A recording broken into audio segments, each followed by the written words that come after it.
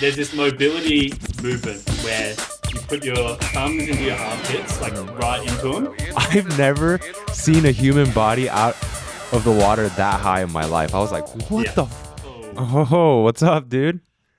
Finally, I'm sorry about the delay. No, it's okay. We got here though. We got here. You got it done. You can hear me okay Yeah. and see me okay? I can hear and see you okay. I got Sid here, my bro. Hey, What's up, Cam. Sid? It's a pleasure. Cheers for the recommendations over in Tokyo. Of course.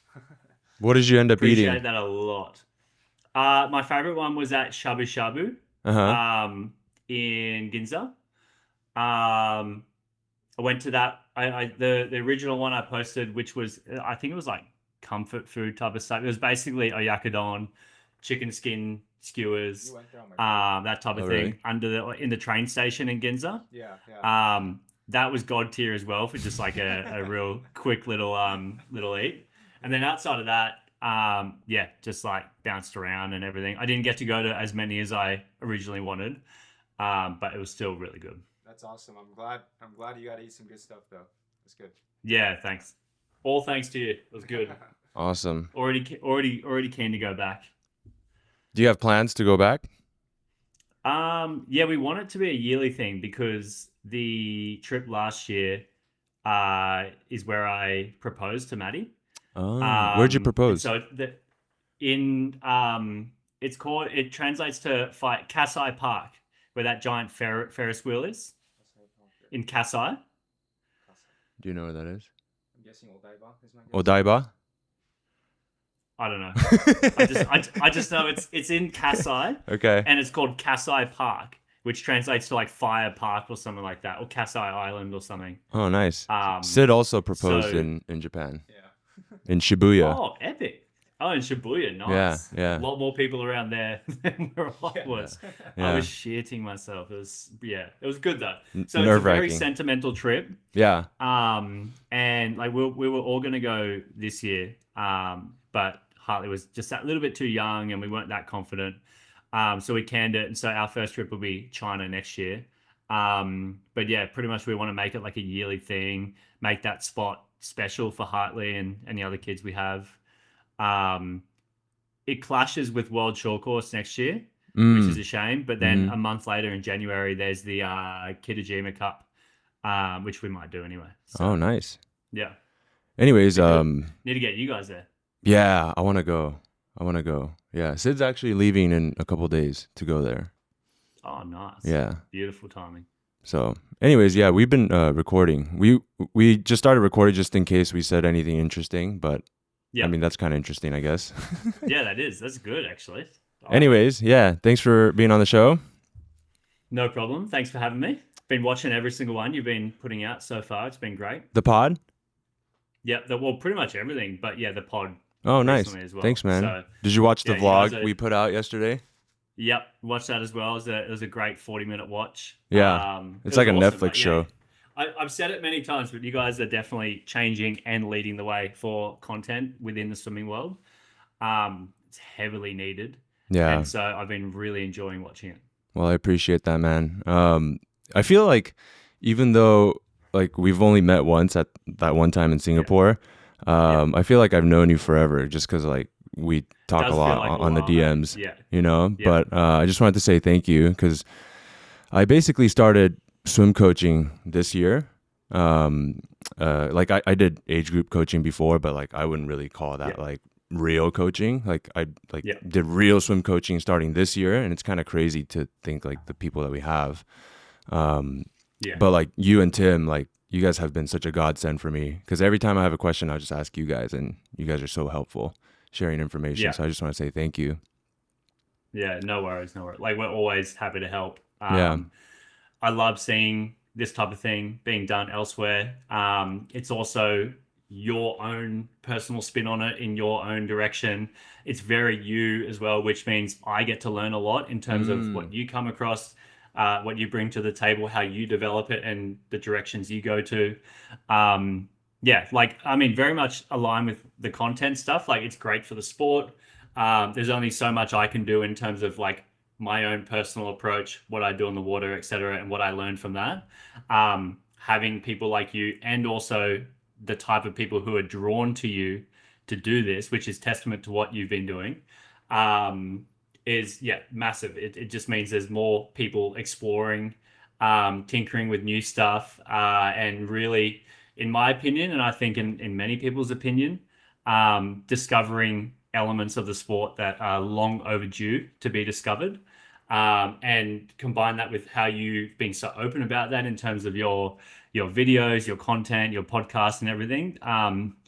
I genuinely think there's a massive shift, or a pivotal point in an inflection point within the sport, Trajectory. within sprinting, that this is happening, that you're being a huge part of. So yeah, it's epic. Well, I appreciate you, man. Yeah, that's an interesting point that you brought up. Like, you have your own spin on it, because I think in order to execute your training plan or whatever, it has to match the coach's personality.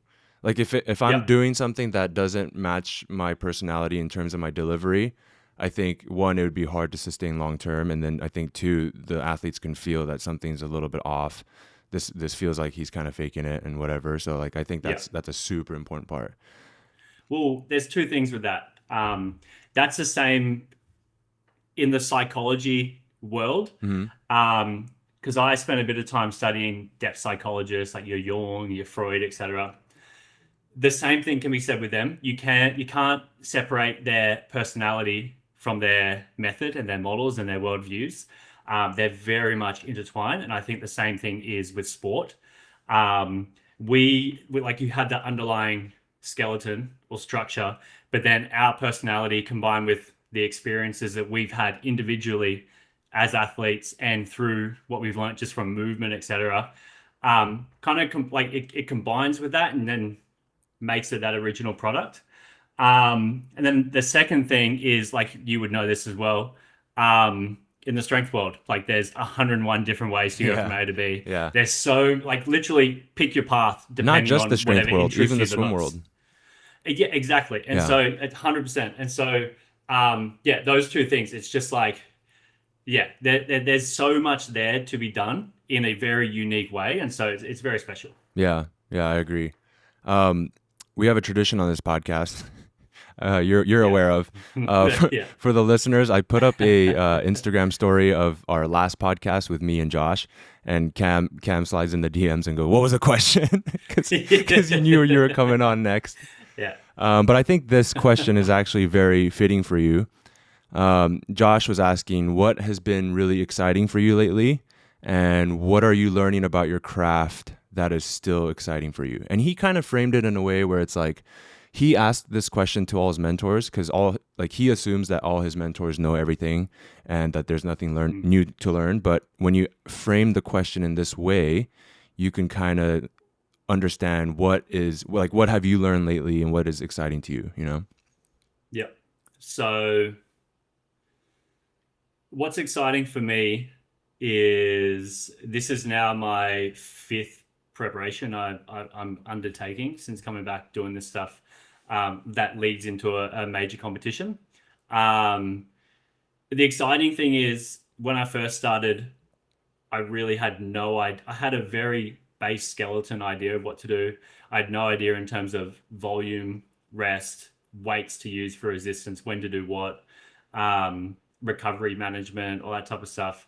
And as I've gone along, I've been able to refine little bits of that with each prep. And then each prep would kind of follow along in terms of like, right, I learned this, but this is still super unknown. So for me to learn this, I have to do this prep in a real extreme way and just see what happens so I can learn eventually. And now I feel like I'm at a point where I've had enough experience to really piece together something that I believe is the optimum kind of seasonal flow for me right now with where I'm at, in terms of like the qualities I've developed, what I think I can develop, where my low hanging fruit is, etc. And so, the exciting thing is to really be able to then fully lean into that. And so, like last year leading into Singapore, I spoke to you a lot about this, how I spent a lot of the I'm going to say 70% of the start of the season just doing a lot of gym, doing a lot of mobility, doing a lot less out of the water, and really leaning into being basically all in that camp. And then flicking the switch and going into swimming pretty much from the last week of March leading into Worlds. That at the time I was very nervous to do that. I didn't know what would happen. I didn't know if that would be a long enough prep going into Worlds to come out of the gym world and back into the sprint world. I didn't know if my fitness in the last 25 would be there, my top speed would be there. But I had to do that to see what would happen. And again, I did that in its most extreme way. I learned a lot. It was a successful season.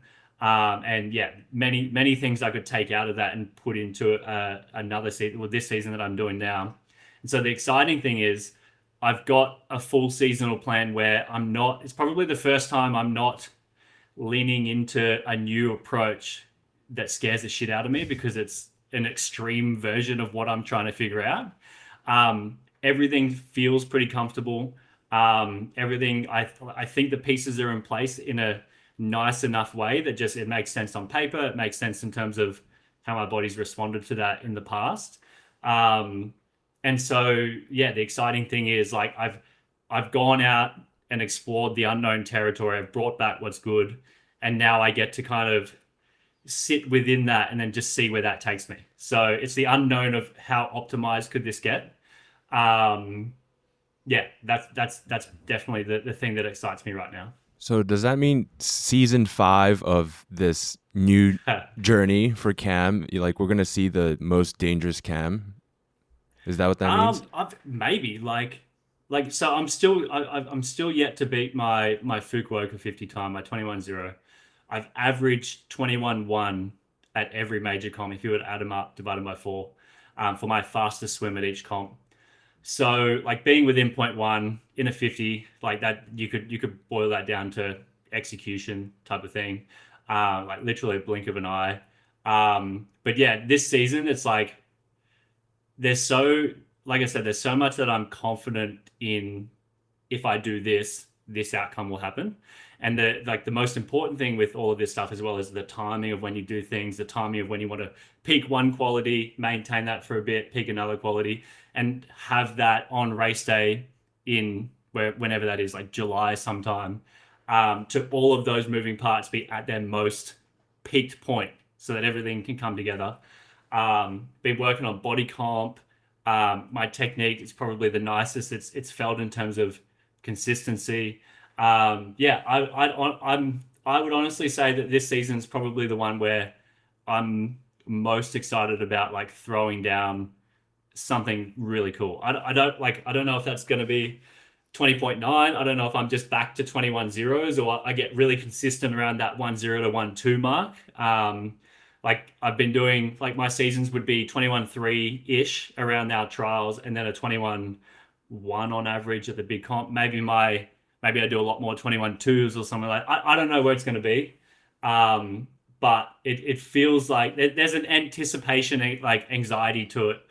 And I mean anxiety in the Good energetic sense. sense. Like there's like I sit, like I've got gym later today. And I kind of look forward to going and doing whatever I'm doing there, and like having that be a building block that slowly builds as I get towards the 50 later in the year. And it's just like it's a quiet excitedness that's kind of glowing a little bit very Right. faintly right now. And Right. as I get further into it, that'll hopefully expand. Become a flame. Yeah. Yeah, you gotta just kind of like keep it there. You don't want to get too excited and let it burn up just yet. You got to be patient, right? 100%. And there's like, I've got a great plan. I'm in a great spot physically, but there's still so much execution to be done right. And not only like do the sessions that are designed to get to wherever I need to go, but then do them at the right time, do them in the right amount of spacing between each other, so you don't kind of fall over each session. And yeah, it's a lot to it. Can we get into some of the nitty gritty of that, or do you feel comfortable sharing that, or is that something you want to kind of keep? I'm fine. Okay. What are like like, you said like you want to peak the right qualities at the right time. Like what are some of the like specifics that you're talking about? So if you break it down, there's multiple elements that go into 50 freestyle. You like if you dive in and you look at a 50 free, you've got your metabolic pathways working, you've got general strength, you've got your power, the rate in which that strength can be put into the freestyle stroke. You have the technique. You can break the technique down into mobility, into coordination. You have the nervous system and how that plays its role in terms of the development of strength, power, the coordination in the technique. So you have all those moving parts. And basically, throughout the year, I start with focusing on getting my max strength up, getting my general raw strength as high as I can. That's that, like the correlate to that is basically like if you have this neural signal, let's say it's like the magnitude's like this high, that neural signal is your output that you can put into your freestyle that kind of flows down that whole stack, flows into what you can do technically, what you can do with power, what you can do with strength, etc. This whole phase is basically trying to improve the magnitude of that neural output. If I can get more muscle fibers and stuff as well, if I can grow mass, if I can grow the number of muscle fibers I can use to recruit, that's also a bonus. But then like the strength can be gained twofold. You can get more muscle fibers, or you can be more efficient in the pathway of that neural signal. And so I want to start this season by basically getting the magnitude of that neural signal as high as I can in its most general form.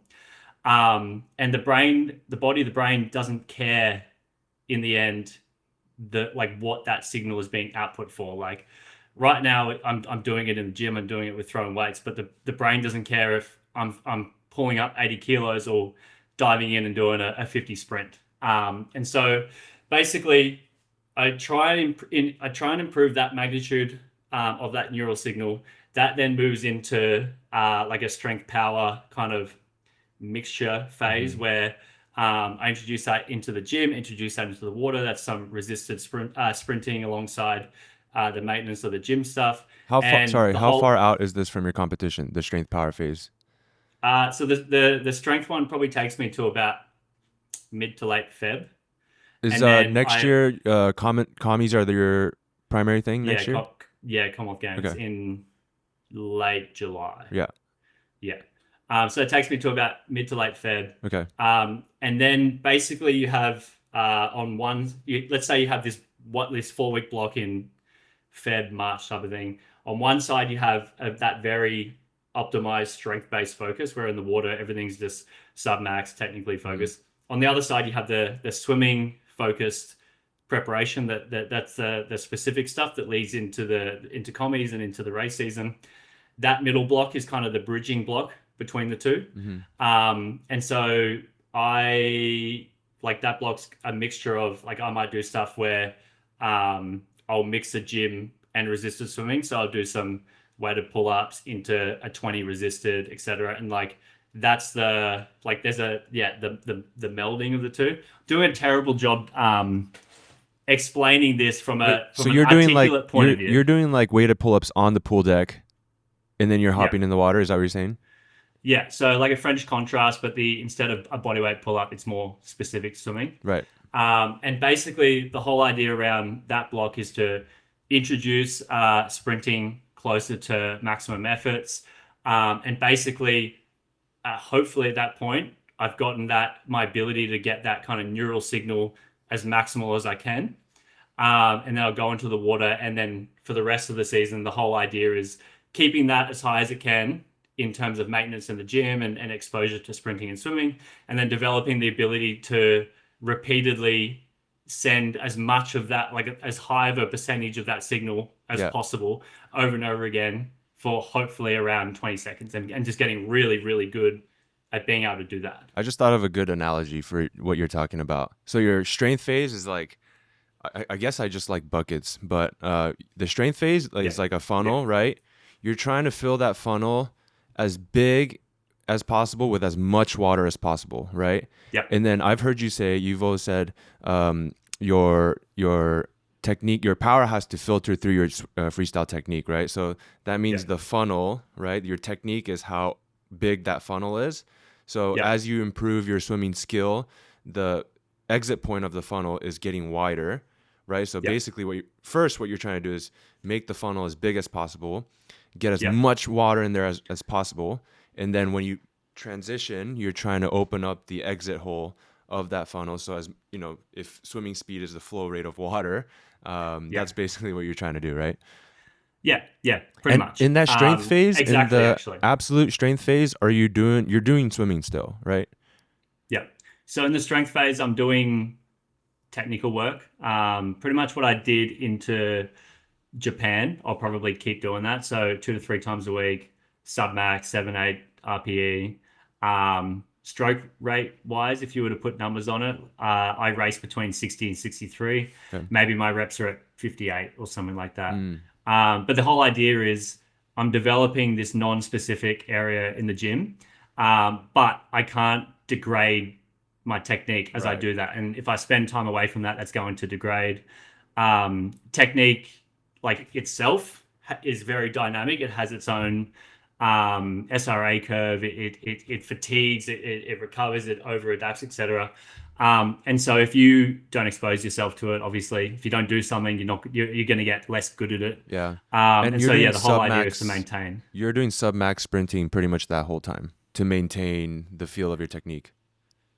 So it can also, like, one way to look at it is it's also maintaining a floor for, I guess, sprint work capacity, but it's not all that sprint. Like, for example, if you flip it around and you're going into comp and you want to do some gym maintenance, like, you're not going to be hitting and you're doing sets of 5, you're not hitting 5 RM max every time you do it. You might be 10-ish% off or something like that. It's a very similar concept, just flipped foot in the swimming, while you're pressing the foot on the accelerator for the gym work. And so, basically I'll be leaning into gym while maintaining my technique. And then I'll go through a phase where, because all the gym work is very slow, it's maximum strength, it's not really converting it into how fast can I produce this strength. I'll do a phase of introducing power work, stepping up the specificity around swimming. And then also that phase leads into the China Open in March, which then is kind of a nice transitional point to then come home and then flip the script, where swimming becomes the number one priority. And gym, I'm doing my best to improve as many qualities as I can in the gym, but keeping it to a point where I have minimal fatigue spilling over to then affect what I want to develop in the water.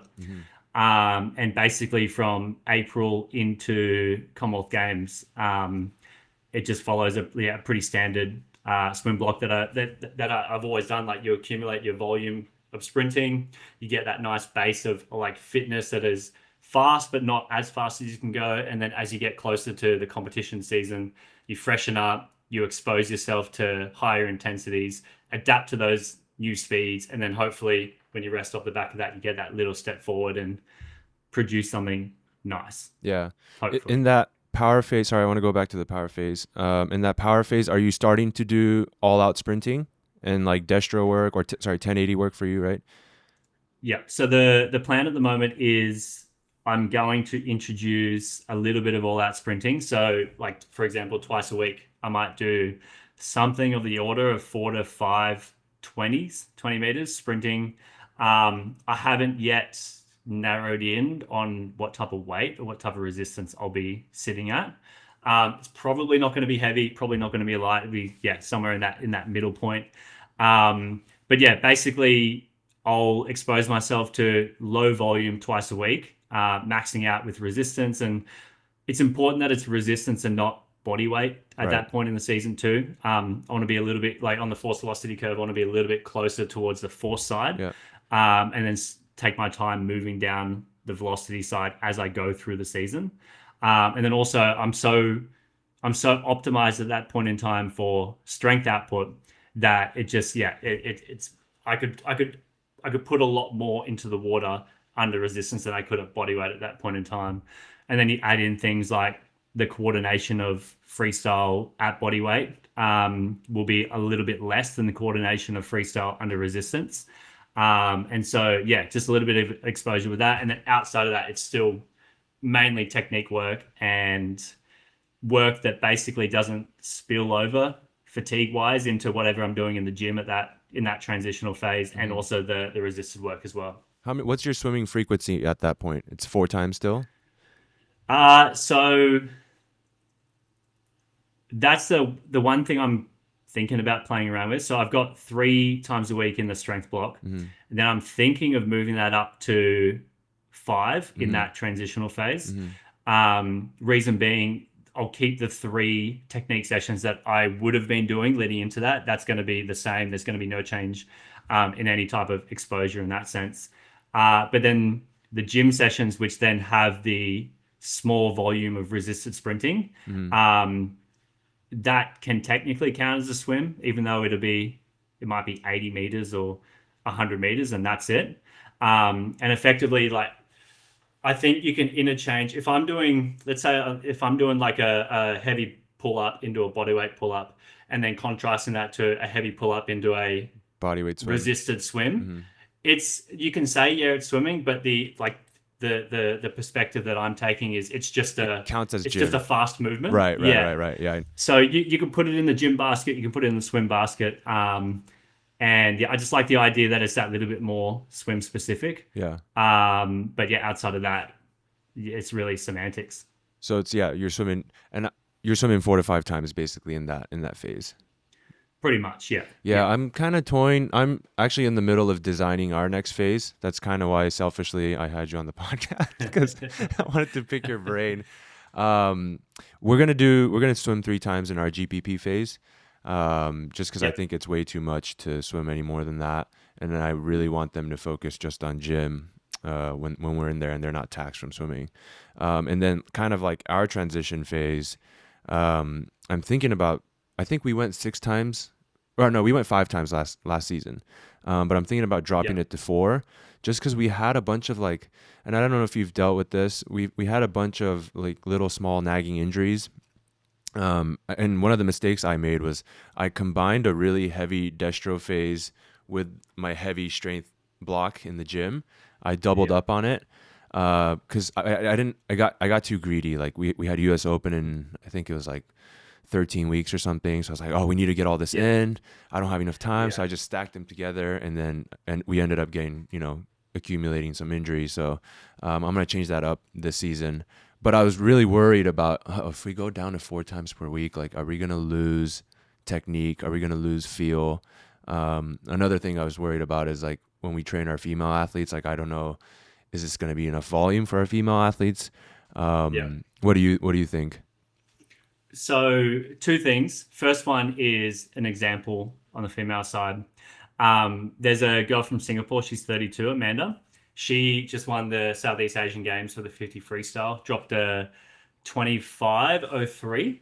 I think it was her second or third best time ever. Her best time's 24:94 or something, ballpark. Okay.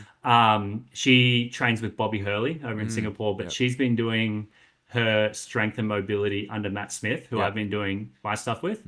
And after the Singapore World Champs, where I think she went 25.5, maybe, or around 25.5 in the 50 free. They pivoted and went into basically like what I just described. So they did a really nice gym block.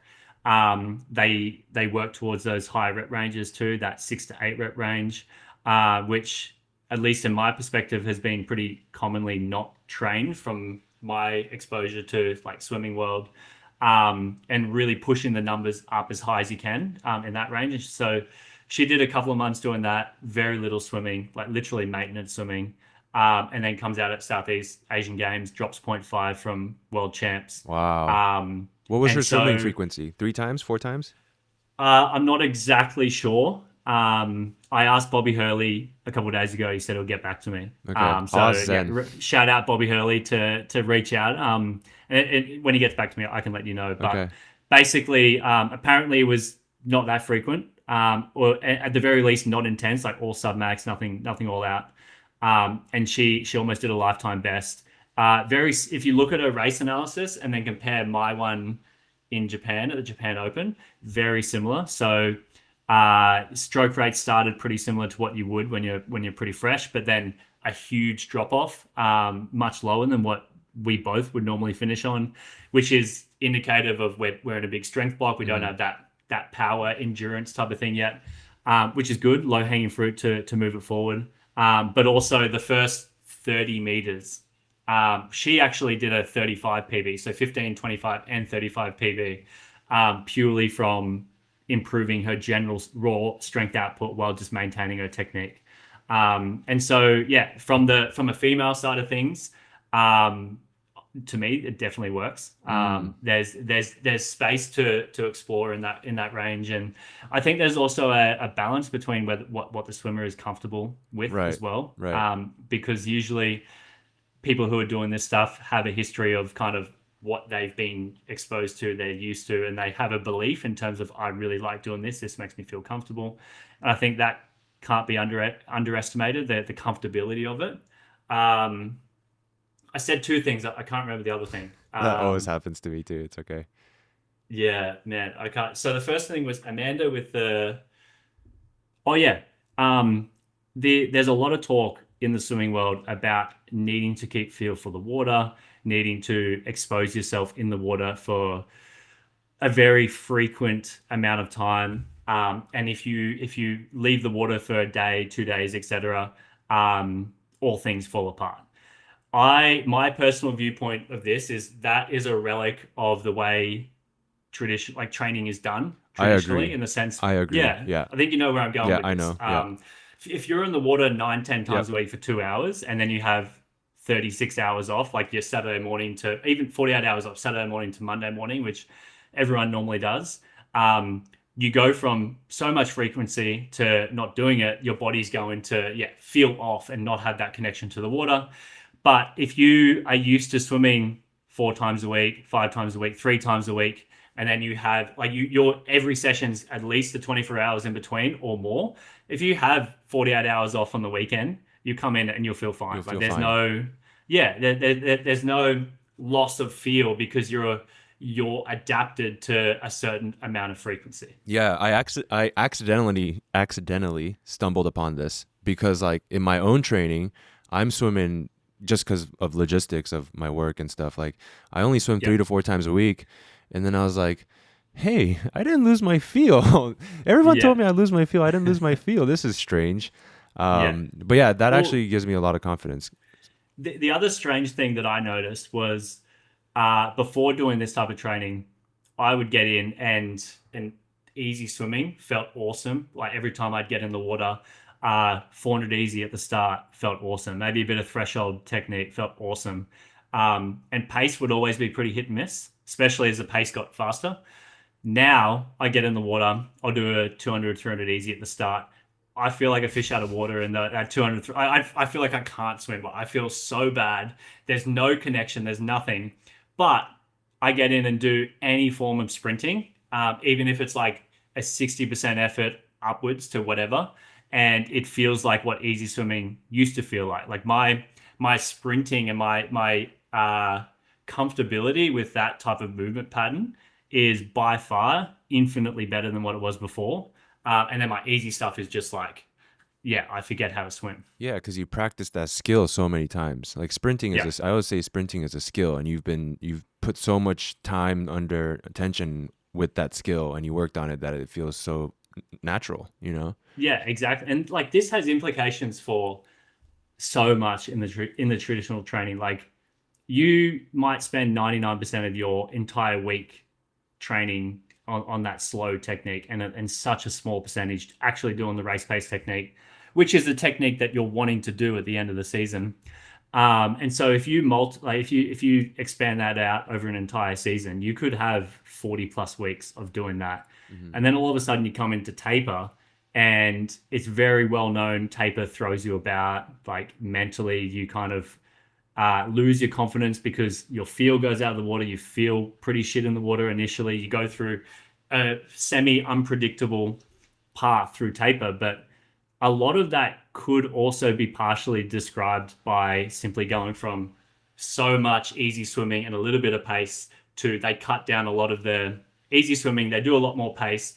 And so they're exposed to a higher volume of this technique that they're not used to, which then becomes a stimulus. And then also add on top of that, the times they hit, because they're so much fresher, because the aerobic load's lower, etc., are like the intensities are higher, which means that's another, it's like going up weight in the gym. That's another stimulus. And so taper stops being the freshening up of qualities, and it's just a retraining in another domain, which like it takes a couple of weeks to then adapt to a new training stimulus. And that's why people in like a week and a half, 2 weeks kind of feel really bad, but then kind of come through in the end, because it's not taper, it's just a new type of training. Right. That's a great point that I didn't think about. Like all of a sudden you have all this fresh energy that you have to channel through your technique that you weren't, maybe before you had to lean on something to bring that power out, but now it just kind of happens for you because neurally you're fresher, so it just happens, and you have to figure out, how do I work that into my technique, right? Well, and it makes it easy to overdo it. Like pull-ups are another great example. You could be under fatigue, you just do your regular pull-ups, chin goes to bar. When you're super fresh, maybe you're pulling up to your chest, but you don't need to go to your chest. And so similarly in the water, like every stroke you do only needs to be to the chin, but maybe you're going up to your chest, which is not necessary. And that extra gap doesn't make you faster. It's just an added expenditure of effort that kind of goes nowhere. Yeah. And then that would have downstream effects to fatigue you quicker and all that type of stuff as well. And that's a great point. That's a great analogy to kind of put things into perspective. Yeah, I didn't think of it like that. I like it for fly, obviously, because it's like double arm, like a pull-up thing. And if you overwork and fly, like it's not going to make you faster. There's a weird level that you have to kind of sit within. So every time I taper for fly, it's really hard navigating that. Speaking of fly, are we going to see a Cam McEvoy 50 butterfly? I mean, I've been doing it over the last few years. I'll have it in the program. It's after the 50 free at Commonwealth Games. So I'll do it. Try and qualify, because we've got some depth now in Australia in the 50 fly. We've got Kyle dropping 22 highs, Ben Armbruster, I think he's been 23-0 like 8 times now. Isaac Cooper's been 23-0, 23. Like we've got a lot of depth down in that like high 22, low 23 range. What's your PB? So I've got to qualify first. 3-0 as well. But if you can go 21-0 in the 50 free, the likelihood that you go 22 in the 50 butterfly is pretty high. That's been my goal like the last 3 years. I've wanted to go 22. I just can't crack it. It's got to be a technique thing or something like that. That's the only way. I don't know what it's meant to feel like. Like freestyle, I figured out what it's meant to feel like. I dive in and I can trust whatever shape I'm going to get into. Fly, I may as well just throw a dart at a dartboard in the dark. I don't know what I'm looking for. And so, it's on the bucket list. You just have to take the principles that we just talked about of, accumulating volume at that skill and apply it to butterfly. That's that easy, dude. I do, yeah. Yeah, but then I have to take away the volume from freestyle, and I want that more. I want that more. Speaking of volume for freestyle, what do you think is the minimum effective dose to, 1, develop sprint freestyle technique, and then 2, maintain that technique? I think it's a lot more to develop than it is to maintain. Yeah. As with everything. I agree. Yeah, with there's a lot of research where the effort it takes to maintain an adaptation is always less than the effort it takes to gain the adaptation. So I definitely think to maintain the technique, it's much less. To develop it, it has to come down to the individual. And technique's a tricky thing as well, because I know my technique really well, but I think my technique probably only works for someone with my particular like limb structure and body shape. Yeah. And so that means that there's multiple techniques for multiple body shapes that are optimal.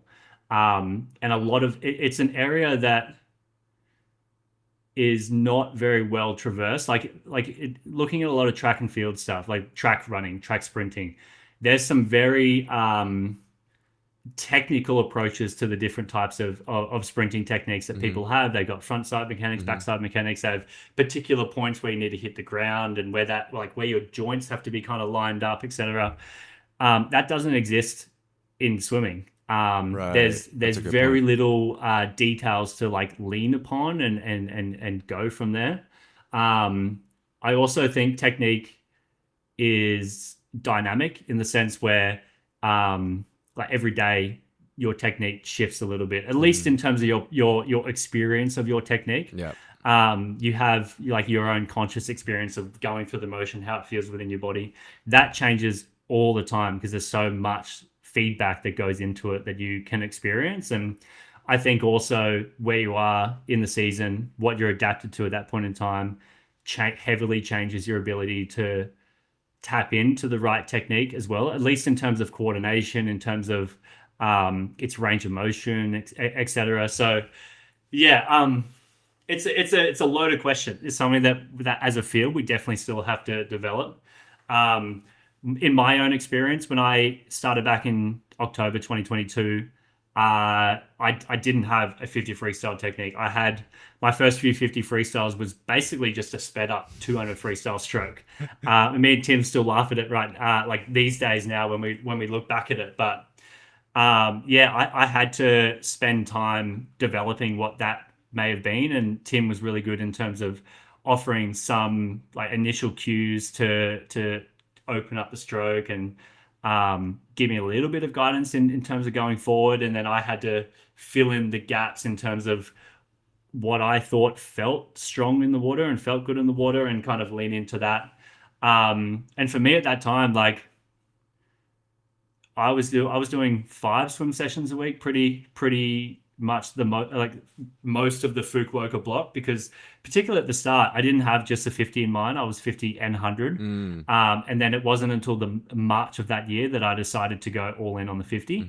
And so yeah, like it probably took me until May 2023 to get to a point where the technique was like, right, this is now in the ballpark of where I want to kind of sit within. And so that was October 2022 to May 2023 of just constant technical development. Yeah. Every time I was in the water, I wouldn't push off the wall unless I was like pre-set up to then practice this particular like technique activation in the body and technique. Similar to like you get into a squat, you put your arms in a certain spot, you brace, you externally rotate your hips or whatever you need to do. I'd do that every rep on the wall. So I'd be sitting on the wall for like 30 seconds, head in the water, like doing this weird arm movement until I got this certain like activation. And then I'd push off the wall, not even in streamline. I'd be like out here just so I could hold it, because if I went streamline, I'd lose that connection. And then just like start like swimming when I can. And then over time, maybe I could hold that feeling for half a rep, and then I could hold it for a full rep. And then I could go into streamline and hold it. And then I could maybe do 5 reps. And it was like, find that feeling of activation that I wanted, and then just slowly, progressively overload that through exposure over time. So it's a tough question. Yeah. So you're searching for that feeling that, right, is the 50 free technique for you. What are like the anchor points that you're thinking about to hit that 50 free technique? Like, is it, I'm trying to lean on my lungs, I'm trying to leverage my hands? Like, what are your cues that you tell yourself? So I've got a few cues. The first one to get the core or the trunk involved, which is the anchor point for all of your limbs, is effectively a hollow body, hollow body hold in gymnastics. Virtually, if you go on your back and you do a hollow body hold, that activation, that feeling of your core strength activating, your lats engaged, etc. That's my first point, and that's what I started doing in terms of I'd be in the water. I'd get into a like when you do the hollow body, you lay on your back and you bend your knees up, so a regressed version, and then you lift your tailbone off the ground. I would do that in the water, so I would float. I'd have a pull buoy in, and then I'd be sculling down, and then I'd basically copy that same movement. Got it. And then slowly extend my legs out until just the point where I could just hold on to it, and then try and swim for as long as I can. Yeah. So that's like the base level. And then on top of that, the upper body thing.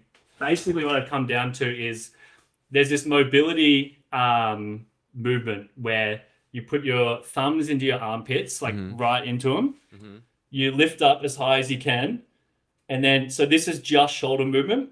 And then I can go a little bit more through lifting up from, I guess, the ribs and elevating the scap. So that's just shoulder and then scaps. And then like I expand out my ribs like that.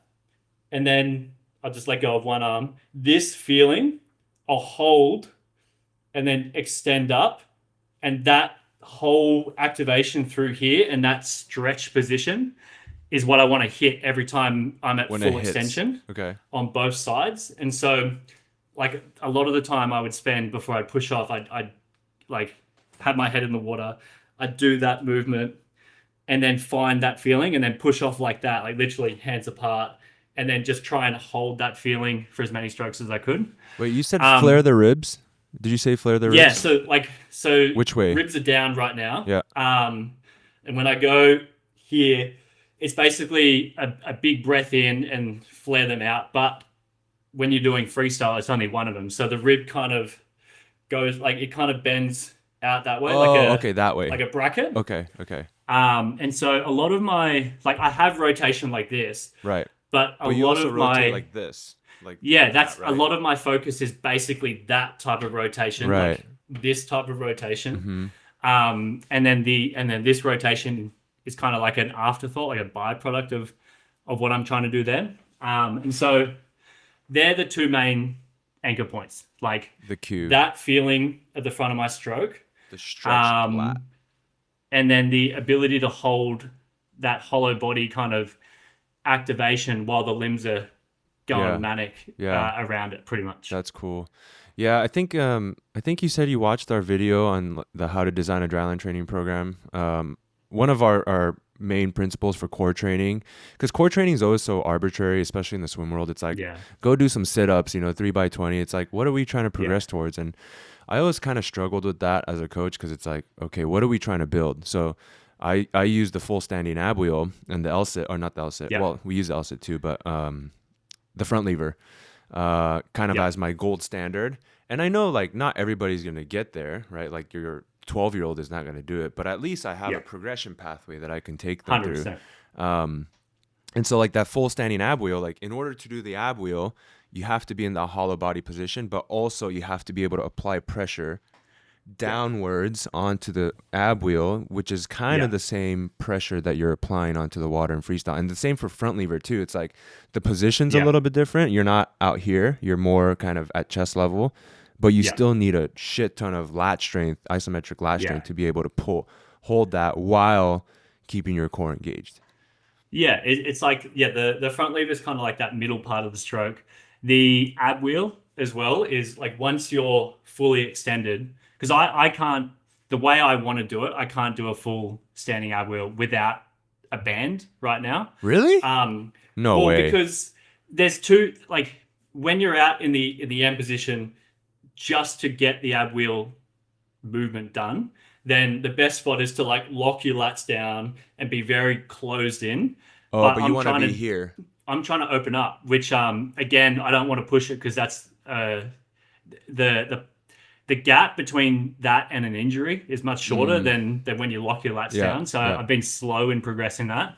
But also I want to have that core connection, but then strengthen the elevation and kind of that overhead connection I want in the water in that movement, which you could also argue it's not that necessary, because where do you draw the line between needing to be swim specific? It's a general quality of training. Water? Yeah, and so that it's very arbitrary in that sense. You know what's a good regression you can use to train like that elevated shoulder position is like put the ab wheel kind of close to a wall, and then get yourself in that elevated shoulder position, and then just decrease the range of motion by adjusting your distance from the wall, and then you're shrugging, and then you just tap the wall, and then come back. Tap the wall, and then come back. And then once you're good at that, back up a little bit, and then go a little bit further, and then back, that might be a good progression I'll give or that regression for you. Another one that I like for strengthening this is if you go into a full squat, my calves are horrific, so I'm on a slant board for this. But basically full squat as low as you can go, and then you have a light, let's say like a red TheraBand resistance band around your wrist. So you're squatting down like that, arms up, the band's around here, and you have like a, I don't know, 5 kilo, 10 kilo weight, and you're holding that in the full squat, and then you fully lift up and then extend and get into that freestyle position, but you've got the band pulling you back, so you've got to push a little bit down while also getting that extension. Yeah. And then being in the full squat position just challenges the mobility a lot more, and really having to move more from here as opposed to like anywhere else. Yeah. So I like that one too. And because you're in a squat, your hips in flexion, it's harder to arch your back and open up your ribs too. So you have that added benefit too. Yeah, I got that from this British powerlifter was talking about overhead mobility for his work. Not powerlifter, Olympic lifter. And it was just like potent, and maybe because it was my carbs, but I just found it very good, very tough to do. Yeah. You know what I like to use to train that same movement is a single arm overhead dumbbell shrug.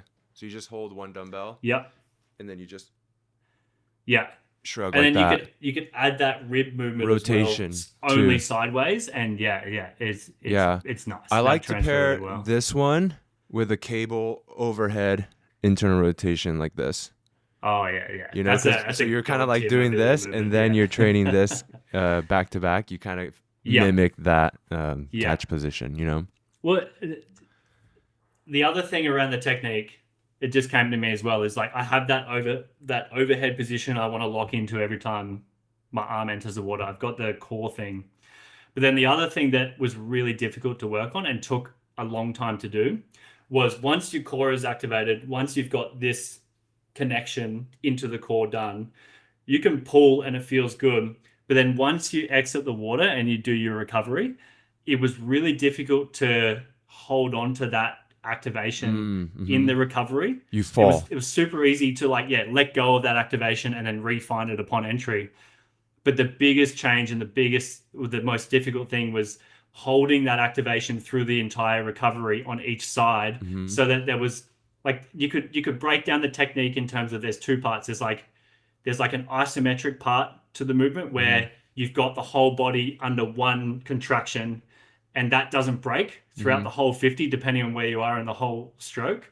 And then you've got kind of a more dynamic part on top of it where your body moves around that isometric point. Yeah. That isometric point stays rigid and solid, but then parts of your body in like a dance kind of activates and then releases in a certain timing or rhythm to then do the freestyle stroke. And it's like those two combined on top of each other is like the end goal, the end result. Yeah. Santos talks about falling, I fell. Because it's like you're trying to, he always says like, stay on top. And when I first started working with him, I'm like, right, stay on top. But I didn't really understand what he was talking about. But as we started working together more and more, and he would talk about these things, that's what he was talking about. You're talking about in a different way, the isometric portion, but he's talking about continuously going from isometric contraction to isometric. I know it's not an isometric contraction, but what we're talking about, it's like, you know what I mean? Yeah. Fuck, I don't even know how to explain it.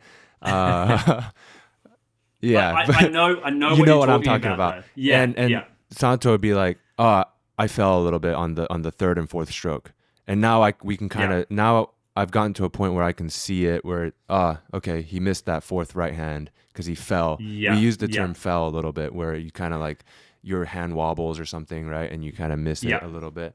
But it's very interesting. It's that falling that I was just talking about in terms of when you leave, like when you do the recovery in your stroke, you break away from that activation, and that's the falling. Like if you break that feeling, you've kind of you feel like you fall. I fully get it. There's also this weird feeling within the technique as well, which is similar to the stay high, stay above the water, is that there's always this element of almost like not sculling, but like pressure of sculling downwards towards the bottom of the pool to lift yourself up. Almost like if you were to look at the like a force directly down towards the bottom of the water and a force directly back. I'm not trying to maximize being fully back. I'm almost like at an angle between the two, and almost trying to swim down, like not swim down, but have force go diagonally down, Yeah. as opposed to back, Mm-hmm. and that's to get that lift in the water as well. And Yeah. so pretty much, yeah, whatever the way Santo describes that is pretty much what I just tried to describe. I reckon from an experiential point of view, that'd be very similar. Yeah, it's funny how different people describe it, the same thing differently. Yeah. Right? Is that so? That downward force you're trying to create, like when I watched you in the warm up pool in Singapore, I've never seen a human body out, and I think you had fins on too, so it was even higher. I've never seen a human body out of the water that high in my life. I was like, what the fuck is that? This guy's a speedboat. Is that something that you're intentionally thinking about? Because I feel like I almost saw your quadriceps. You were so high. Like I can definitely see your hamstrings. But then when you had fins on, I was like, oh my God, am I seeing his quads right now? It's definitely something from a feel point of view. Yeah, it's definitely something I'm trying to do. I'm trying to, like, if you have 100 units to put into your technique, there's a portion of that which is going towards trying to like press down into the water from a whole body point of view to get lift. If you look at like underwater footage of me side on as well, I'm pretty flat until I get to my hips, and then the hips go down a bit and in towards my knee, and then the knees kind of go up. So I dig my knees into the bottom of the pool a lot deeper than what I see other people do as well.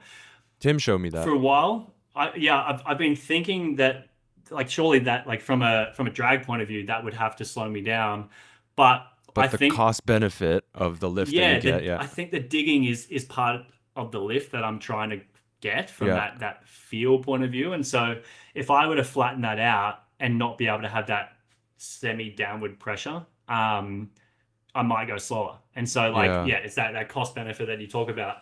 And so, I mean, we could talk, like, technique's so interesting. It's so interesting. There's way, like, the kick timing to the pull timing, like you do 2 strokes every 6 strokes. When you kick compared to when you pull and apply pressure on the water with your stroke is extremely important. Do you kick same side, same arm? I go right, halfway through is right, left kick, and at the end is like a right.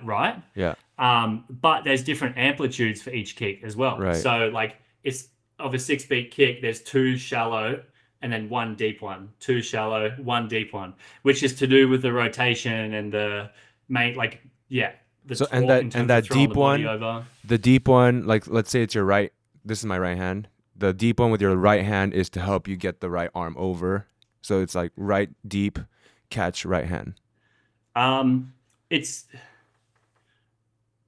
a work in progress in articulating why, because it's definitely been develop the technique and then understand it later after the fact type of thing. It's so hard to describe it too. So I think the deep kick is at the end of my stroke, almost like a single arm butterfly exit. Is. Yeah, Tim showed me. That's the deep kick at the end, and I think that's to do with the entry of the left arm. So it's a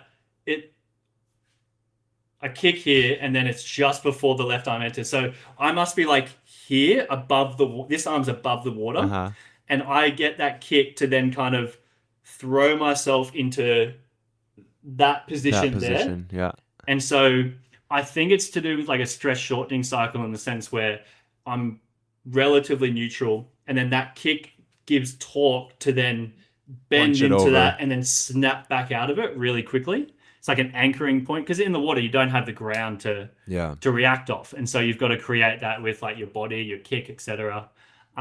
Which leads me to believe that the kick, at least for the 50, isn't really to do with forward propulsion, but I think it's much more to do with balance, timing, and the linking the upper body to generate the force it needs to convert into speed. Yeah. How much kick training are you doing? None. The only kick exposure I do is like within the warm down, the swimming technique. Like I don't do any like isolated kick work. Like you're not kicking with a kickboard, kick with a snorkel, none of that. In my warm up, I'll do a 50 fins kick, but not for the kick. No. But it's like I'll put my hands on the board and like get into the body position I want to get into, and it's like a mini like Yeah, we bridge do that. activation in the Yeah. water. Mhm. And so yeah, outside of that, the kick exposure I get is swimming. Strictly just swimming. Yeah, Huh. because like I do it from a like developing metabolic stuff. If I wanted to like get some anaerobic work in, even aerobic work in, I do a lot of kick. If I ever go to the 100, I'll leverage that a lot. But in terms of yeah, the 50 stuff, I don't think I need to develop my metabolic capacities. It's not a heroic effort to do a Mm-mm. 50 max, have 8 hours rest, do a 50 max, and then have 24 hours rest and do a 50 max. And so I think the give and take in developing it by isolating your legs, I'd rather put the water in the basket of the kick pull timing Mm-hmm. and exposure to that. Yeah. Not to say that it's like it could be a little bit of low hanging fruit at some point, or it could be something that definitely helps out, and it's just something like I'm missing. Like I'm not definitively saying that I don't need it. It's just that at the moment I'm leaning towards wanting to do other stuff before I do that. Yeah, there's other. What are your low hanging? I feel like, I feel like you don't have any low hanging fruit. What is your low hanging fruit? Um, Definitely my 5 to 10 in my dive. Okay. So I'm really with my ankle range. It means I don't get an ankle drop off the jump, so I can move pretty quick. And so my time to five, my time to the flags, excellent. My 5 to 10 is significantly slower. Well, we're talking maybe point one, point Yeah. two towards the best, slower than the other guys. And you can see that there's an overhead video of Paris, and you can see that super clearly. I think Jordan Crooks is next to me, and just yeah, he just demolishes me in that 5 meter segment. So I think there's easily point one that I can improve upon in that 5 meters. Mm. Um, and then I would say coordination of technique in the last 15. So everyone goes through it at that 35-ish meter mark, give or take a couple of meters. There's this coordination breakdown of your timing and your technique, and you feel it as well from a physical point of view. It's almost like you cross over some threshold, and like the last 15 is a different zone compared to the first 35. I reckon there's room to extend that out, or to at least have that breakdown of coordination not as bad, which means I can hold my 5 meter segments much better going into the wall. And then I think as well, although I'm pretty good in the gym relative to where I think general human potential is for the movements that I'm developing, like pull up strength, etc. I still think there's some pretty low hanging fruit in that zone as well. What specifically? Well, like take my pull up for example. You're at like currently 2.0 or whatever. I'm at 75 kilos. I'm building towards the 2.0. Oh yeah, so weak, dude. But I've seen the amount of people I see online who can rep out sets of 10 at weights heavier than their body weight. I'm not saying that's where I need to be or where any swimmer needs to be, but I have this feeling that the ceiling in which the bang for your buck that you can get from being closer to that, I think it transfers a lot, particularly from that neural point of view, that signal of output that you can generate. Like if I can do 100 kilo pull up at 85 kilos That'd body be crazy. weight, Yeah. then yeah, like the ceiling for the amount of neural efficiency Right. that I could maybe reach in freestyle, like instant transfer. And then you've just got to spend time exposing yourself to the technique timing and basically the ability to hit, I don't know, 80% of that signal for 20 seconds over and over again. I think that can go a long way. That's also context specific as well. Like I wouldn't, if I was 18 and training my 18-year-old self, that wouldn't be my first point of Right. of, That's of not approach. the priority at the point.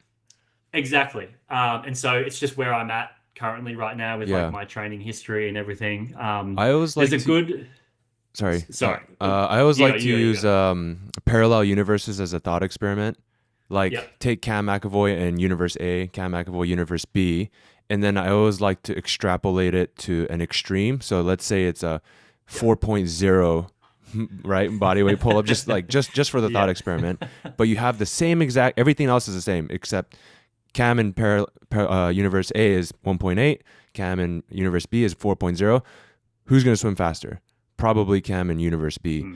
And so if that's the case, then strength must be, a quality that will help you swim fast. The only issue is, will getting yourself up to 4.0 be detrimental to the other factors while you're pursuing that, Yeah, both in terms of the time you have to put into it and the metabolic cost, which takes away from everything else. Yeah. And then, once whatever, your equilibrium that you're adapted to, you can't just adapt to every form of adaptation that you could. You have to choose where you move that towards. You only have so many marbles in the jar.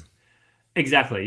Yeah. So, and there's a good quote from Jung. So Carl Jung put out a lot of his theories over the course of his life, and as he got very old, he started to get a pretty big cult following on people who would call themselves Jungians, and they would study a lot of his work, but they would study a lot of his kind of later work and when it was towards the end of his life.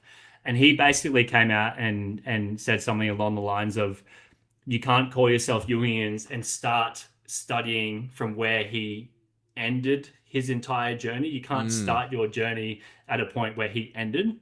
And it's that's pretty much applicable to sport training, in the sense where my 18-year-old self couldn't just start doing what I'm doing right now and then carry on with the trajectory from there. You can't just start from someone else's endpoint. You have to develop it from the ground up, right, with whatever pathway you need to do, which is the context dependent to what they need to do as a person. And that's where having a coach is helpful, who can see the roadmap for you. Speaking of the so basically speed endurance from 35 to 50, right? What actions are you taking to tackle that? So basically, at the moment, the idea behind that is coming back to that neural signal, or that bucket, expanding the bucket so that I have more water bigger to flow through. Got it. Because I have to be in a point where I believe that the expansion of that bucket is possible within reason as well, which links back to what we just spoke about. So first of all, expanding that bucket, the resources that I can put into my technique when it gets to the 35 mark, just having that greater. And then once I've developed that core foundation, it's then exposing myself to as much volume as I can of speed endurance work. How do you expose yourself to that volume? Well, I'll go from a short to long approach. And so when I first start reintroducing body weight sprinting, I would probably avoid going past that 30-ish meter mark. I'd probably do a lot more 25s. And then over time, just expose myself to have a greater work capacity at certain cutoff times. For example, if I'm doing 25s, I might be able to hit 625s at a certain time that I want to hit, and then I can move on from that and go, right, I've got the work capacity for that. Maybe I've got, 8, 10, 12 minutes rest in between them. I can move on to adding 30s in. I could add 35s in, etc. There's a few different ways you can play around with that. In the track world, they do a lot of sprint, float, sprint type of work, where let's say they're doing an 80, they might go 30 sprint, 20 float, 30 sprint. And so I really like doing that in training over 35. So I'll dive in, try and drop a really nice 15 time, and then have an easy speed type of rep from 15 to 25, and then go for a 25 to 35 time. And funnily enough, it gets to a point where if I were to suit up and just go an all out 35, and then I would suit up and do that type of max to 15, hold, and then max to 35, after enough time of training and doing that, the sprint float sprint is faster than the actual all out one. Which has ramifications for when you come up and race, because do you go max from your first stroke? Do you hold back for a little bit? When do you put the foot on the pedal? It then opens up nuances in gears that you can use within a 50.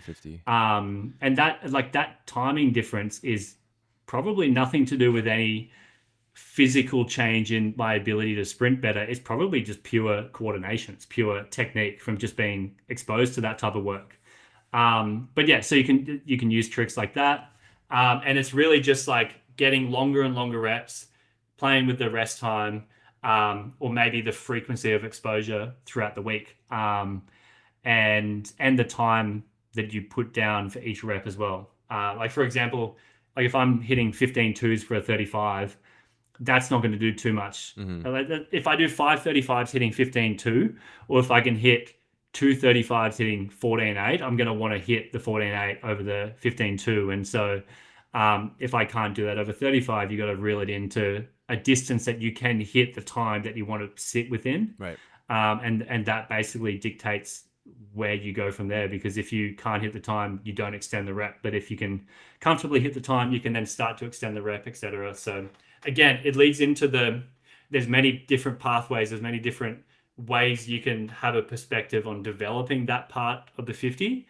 And it comes down to what the athlete is really interested in, what the coach is interested in. I think that's a hugely understated part, the intentionality and the buy-in to each type of way you want to go about it. And in the end, I'd probably say that most of the different approaches probably have the same end result. It's just a different path that you take to get there, and it's whatever one that is the most exciting to you, the one that you probably believe has the most impact to you as well, within reason. Right. Like if you do 135s, like it's not gonna be great. But yeah. Yeah, I'm thinking about that training approach in the context for Calvin, because Calvin's weakest part of his race is the time to 15. So it's like, because the way you're describing it is like, stay at a distance short enough to where you want to hit the pace that is going to be your goal time, right? So like, if you want to go 21, like let's say it's 21.7, you want to be hitting, what is it, like 14.8? I might be wrong, 14.9 to 35, something like that. It's around about that. Yeah. Around that, right? Yeah. So like, you basically want to accumulate as much volume with the short one as possible before you extend the distance. But with Calvin, like we're at 15, we're already stuck, right? Like we're stuck at, I think his best is 5.4 to 15, maybe 5.5. Yeah. So it's like, what approach would you take there? Because like Calvin's best part is his actual swimming, his dive is the one we need to work on. Well, if he's 22.1 and he's 5.5 to 15, then the effort that you put into dropping that 5.5 to a 5.3, even a 5.2, is going to be significantly easier than the effort you need to drop that 15 to 50 time by the same amount of time. Right. So that's a no-brainer. And even within that, like you get his 15 time better without improving anything else in his race. And he's already sub 22. Yeah. So he's 21.8-ish. And so, I mean, I would look at that as you simply maintain all the qualities that he has that makes his 15 to 50 so good, while then leaning into the buckets that improve that 15-meter time. Jamie Jack did a pretty similar thing this year. Last year he went through the usual preparation into the Paris trials, missed the trials, and between those trials and end of year did more of a sprint-like approach. Ended up going 21.6 at our Queensland States in December 2024, but that was off I think it was a 550 or 540 something 15. Wow. And then basically this season, after missing the team, he went back to original stuff for the main part of the season, missed the team again. But between the trials and the US Opens, really lent into developing his start time to 15, and was able to drop that down to I think he went 5.28 or 5.26 or something at US Opens. Wow. Which instantly gave him a 21.4. Right. Everything else in his race didn't change except for that first 15, and he did that within a 6-week period, pretty much. What did he do in that 6-week period? I don't know exactly in terms of like I'm not across everything he did, but from the summaries and the conversations that I had around him, it was obviously less load from having the 100 as a focus as well prior to that. So load was down, more of a focus in gym, a lot more of a focus of many reps in training under electronic timing. And I think he played around with the mechanics of his dive too. So I think he used to push it to maybe breaking out at like 12 meters or something like that, and he changed it to 4 kicks, 10-meter breakout, a different angle of trajectory as well. So he'd break out at a much faster speed, and I think it was just a combination of all of them. Yeah, I think that's what we're gonna have to work on with Calvin this season is just that time to 15. And I also think that the sprint float sprint thing would work really well for Calvin, Definitely. because What's his vertical jump? His hands on hips, the counter movement jump. hands on hips on our Vald counter movement. I think it's 20. It's in inches. I think it's like 23 inches. No, sorry. That was someone else. It was like 21, right? He's like 2019 or so. Yeah, it was like 20 or 9. Yeah, I think it's 21 inches So on the vault. what's that? Maybe like mid 40 centimeters? Can you Google 45 it? centimeters Can or you something? Google it But the force plate is an ego killer because we have like the jump mat. The jump mat will give you a way higher reading. 20 inches, about 50 centimeters. Okay. Hands on So hips. that's decent. Yeah, it's okay. But surely that could Improve. move to 60, for Yeah, example. yeah. On the jump mat, he's higher. Yeah, that one, it's a little bit easier to get. He has a pretty good broad jump, too. He can jump 10 feet. What's 10 feet in freedom units? 10. Can you convert 10 feet to centimeters? Yeah, so he can broad jump about 305 centimeters. Oh wow, okay. Yeah. 3 meters is good. Yeah, but I don't know if that's because he's long, so he just has to like move his True. feet If he just just a little tucks bit. really well, you know? yeah. To like another point of experience as well is when I first started back, I was 5'6" to 15. Really? In October 2022. Okay. My counter movement jump was 49 centimeters at that point in time. Okay. And then fast forward to particularly last season, I've really worked on the first 15 for most of the season. I got down to, I had 2 swims sub 5'1". I was 5'02", 5'05". And my counter movement jump hit 63 consistently, as in not like a one-off or something like that. And then also like body weight was roughly the same. And like watts per kilogram went up from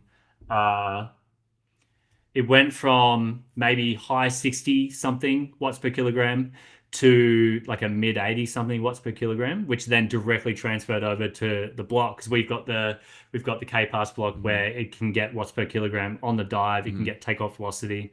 And though like the increases of that on land meant that on the block I went from I think it was like a 4.7-ish meters per second takeoff velocity to 5.3, which already you've got a lot more momentum hitting the water. Right. And my watts per kilogram on the block was pretty much the same change, 60 something to 80 something. Wow.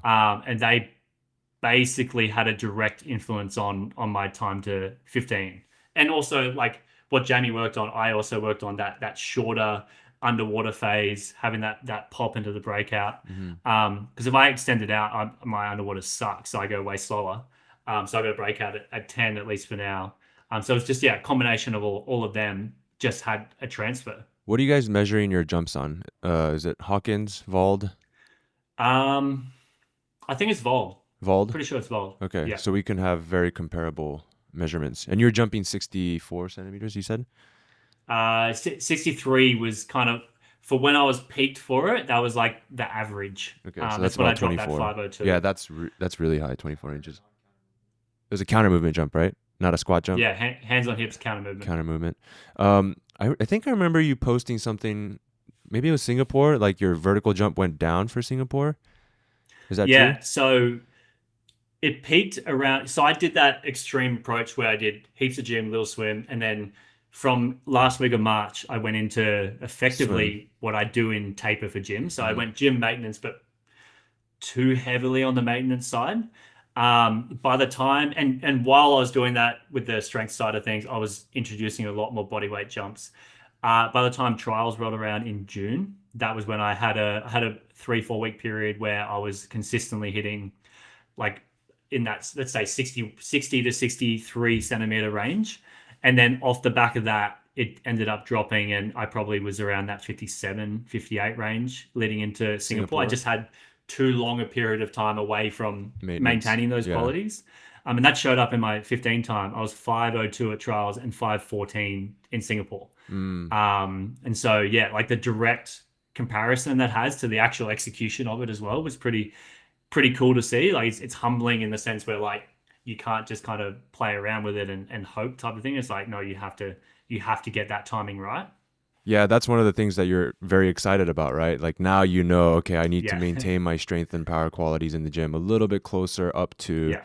So you need to be you went to maintenance end of March, so basically 4 months of maintenance. Maybe you cut it Yeah. down to like 2 or 3 months of maintenance, something like that. Well, the difference we're doing now is instead of going from full on to full maintenance, literally overnight, where probably between March and May is kind of like a midpoint. So it's much more of a slow step ladder down as opposed to a steep drop. And yeah, ideally that should then keep the qualities around for a lot longer. You think it's the strength quality that you were losing that led you to not jump as high, or is it the power quality?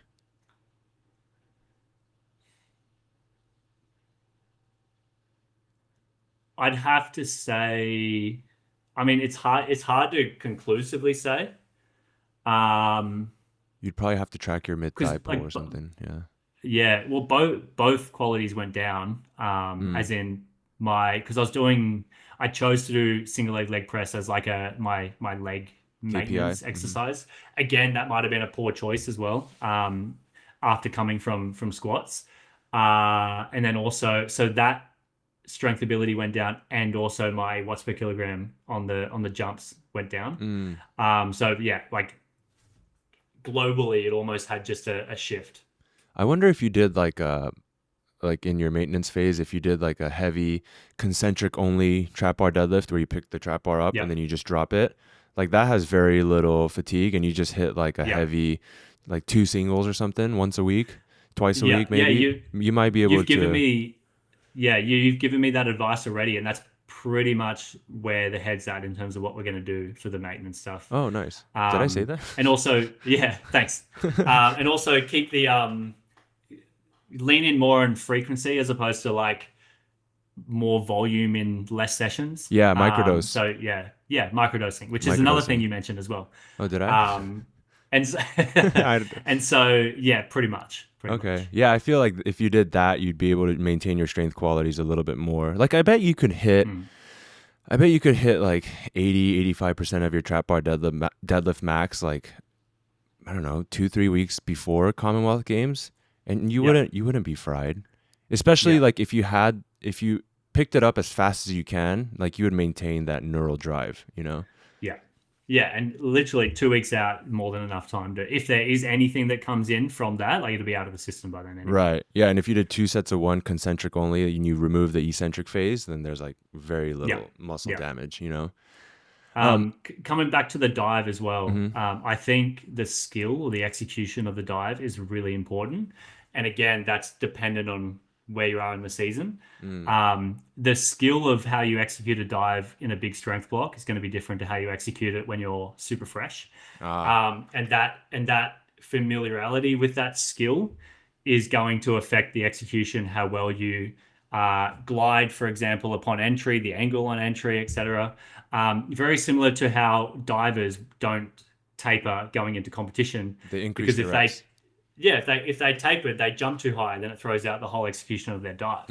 And so I think the answer to that is just to see the dive from the skill point of view as something to consistently work on as well. So every time you shift into a new phase where the body's going to adapt into a different mode or area, make sure you begin with a lot more volume of dives just so you can get exposure to the execution of the jump, how it feels, the velocities you're going to hit. I think that goes a long way as well, because you could have the general qualities developed. You could be really good and ready to do a good dive, but then if you're not used to the unfolding of that dive, then chances of missing the execution is higher. Right. Do you do any progressions for your dives, like drills or anything? Not drills in the, like I've seen a lot of the traditional stuff. The only thing I would do is just increase the amount of dives I do. Like for example, in gym, if you want to introduce box jumps and then progressively overload on them, you might have 4 sets of 4 box jumps with a rest in between. I really like that idea, but just with diving. And so I'll get up on the block, I'll do a dive, I'll glide, but don't do any underwater.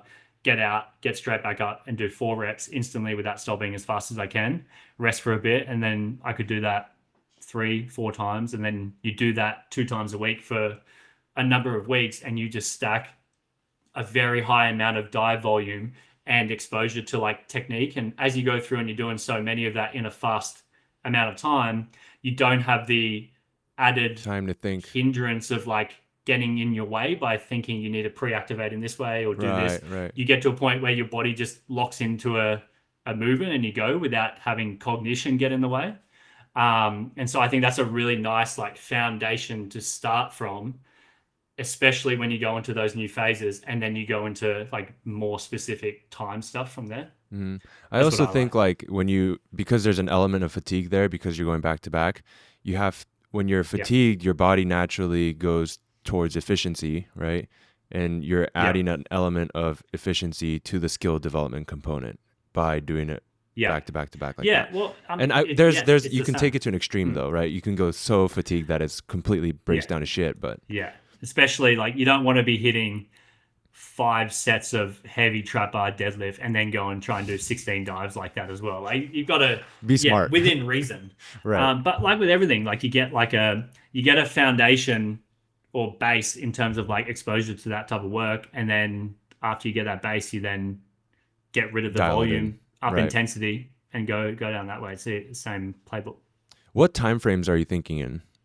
Like what time frames do you think is necessary to elicit an adaptation? I mean, at a minimum, like you could see improvement within 2 weeks. Depending on training age, you could see improvement within a week. Proper moving the needle. I probably like to work on 4 to 6 week blocks. But it depends as well. Like with gym, I've been like last year and then this year, I'm basically doing 2 blocks of 3 months, or like 2 blocks of 2.5 months, which is very different. Like I'm not going to be doing that for my top end swim specific sprinting stuff. And so, it depends on what you're trying to hit, what changes you're trying to make. Neural changes take a different amount of time compared to just general hypertrophy, etc. But yeah, basically I look at it in terms of 4 to 6 week blocks once I get into a swim specific phase. Do you have to go soon? Sorry, I know you have gym coming up. I had a couple more questions.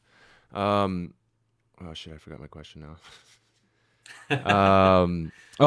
How much movement variability do you have in the gym? Like when you said like your gym block is like 2.5 months. Are you doing the same movements for 2.5 months, or are you rotating the exercise? Mostly the same movements. Pull-ups, for example, the only thing I'd rotate around would be grip. And I might go I've changed mostly to neutral. I might go from a wide grip to a regular grip, or instead of directly neutral, a little bit supinated, a little bit pronated. But this block particularly has been very simple in terms of programming. Very much similar movements, and just changing around rep ranges, intensities, rest times, all that type of stuff. So hasn't been anything fancy actually this season at all. You don't get bored, huh? I get very bored in it for most of the exercises, except for pull-ups. I've been pull-up maxing every session. And I've so much dopamine in terms of like, because it's so untrained, especially the high rep ranges. Almost every session, or at least week to week, I'd do a PB. And so I'd look forward to that, having that type of incremental improvement on such a short time frame as well goes so far in terms of excitement for training, buy-in, excitement for what I'm going to go into the future. And that was very similar to what was happening when I first started this type of training. like we started working in 5 meter segments. We needed to get PBs for 15, 20, 25, all the way out to 35, 40. And then also you start when you're not that good, and then you taper into it, you get a bit better. And then the next season you get better at doing it. And so for such a long time, I had almost weekly PBs that I'd get really excited about attacking. Maybe I got them, maybe I didn't. And that freshness was so revitalizing, especially coming off the back of, I probably had almost a good decade where I would barely do a PB in training or in a competition. And so that just sucks the life out of everything you do. And so, yeah, that's been awesome. Yeah. Kind of like a side note, but I've noticed you talk about good dopamine a lot. I feel like that could be your slogan, like from a brand perspective, like your slogan. Good dopamine. Isn't that what you write? You write like good dopamine or something like that? Yeah. I feel like doing that recently. I feel like if you put a t-shirt that said good dopamine, you would sell it pretty well. Yeah, okay. I'll have to think about it. That's getting on the fine line between regular stuff and enhanced games. How do you feel about that? I sympathize with where the athletes are coming from in terms of the financial aspect. My largest gripe is they talk about it in terms of it's going to be a mainstay. It's going to grow in size, in interest, in participation as it goes along in the years.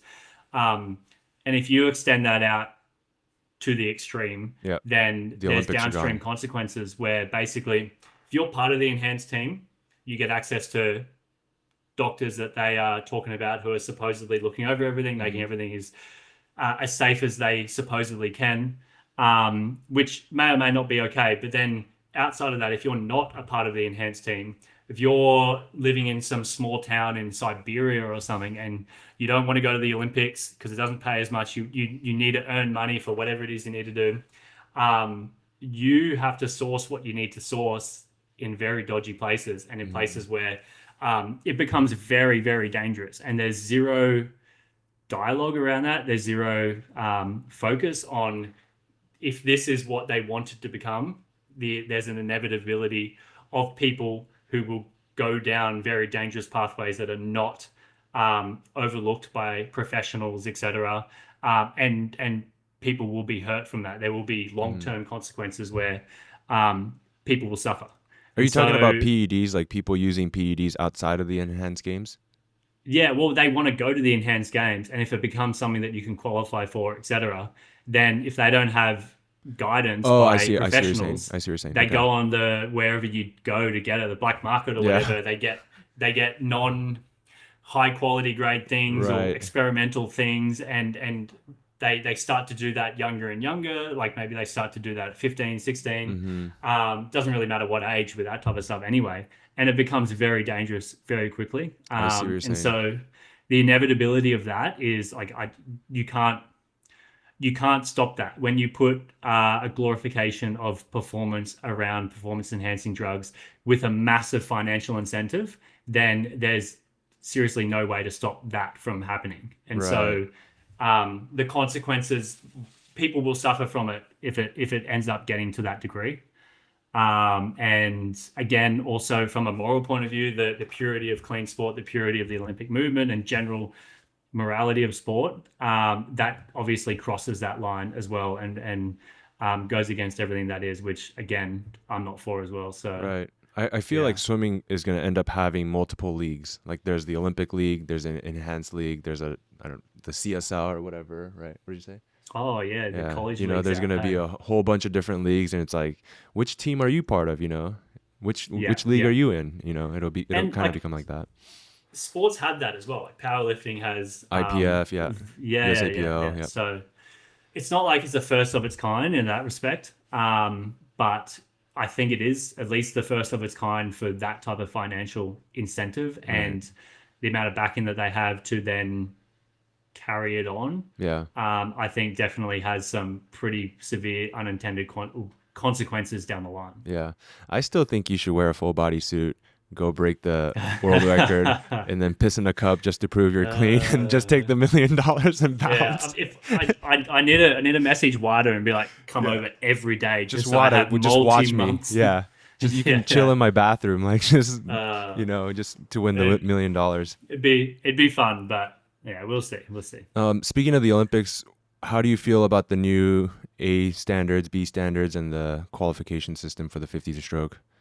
The A and B standards are insane. I'm not 100% sure where they get it from.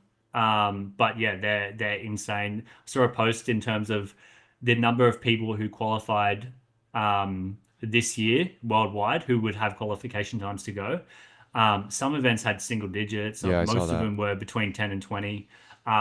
It's insane. I don't know how many spots are open to, because you've got the AB standard qualification, and then you've got the people from countries who aren't as developed in terms of their sport within their federations and their countries who can go and race as well without qualifying times. And I don't know if that's a bid to reduce the number of people under the A and B banner to get more of a diverse array of athletes competing.